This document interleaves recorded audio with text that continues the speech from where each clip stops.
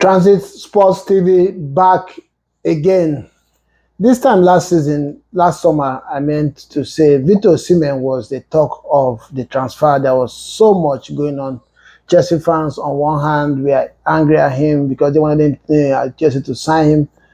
Arsenal, I was praying that Arsenal would somehow make a move for Osimhen because I believe that with Osimhen, they would have won the league last season, and that never come to pass. And last minute, Galatasaray got Victor Osimhen on a loan, and he played the last season. Obviously, you know the rest. Is shattered all records. They have won 2 trophies or so for them, the league and the Super League, and scored records number of goals. Did numbers like man like if he always says it. And this summer, the die was cast. Osimhen obviously have to leave Napoli, and offers came in. Saudi Arabia and Saudi Arabia made some very humongous transfers, offers to Napoli and to Osimhen, and rejected all of them. And a lot of us were like, what does he really want? Last week, Galatasaray unveiled Osimhen in what, for me, I call a carnival. The love that was shown to Osimhen by the fans, by the people of Turkey, by the fans of Galatasaray, was immeasurable. Didier Drogba was quoted to have said that he has never seen an African player shown this kind of love by any European club before. That they really, really love Osimhen, and they do. So I have always looked at Osimhen somehow that his career or his managers or the way he has gone about choosing clubs has not matched his talent. And I made this comment to one of the groups that I belong that we talk about football as well. And somebody challenged me.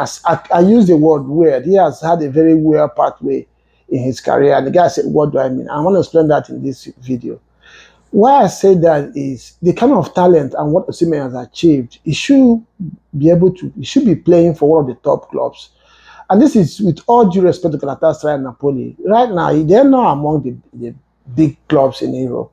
Neither do they have the leagues that the big guns test their metal. And that's what I meant. And the main reason why I made that statement was, we know Napoli, Italian clubs. We know how they do with players when it comes to transfers and letting players go. Napoli are notorious when it comes to that. We know what happened to this defender from Senegal that played for Chelsea. I can't remember his name now. In his prime, United offered 80 million before they signed Maguire.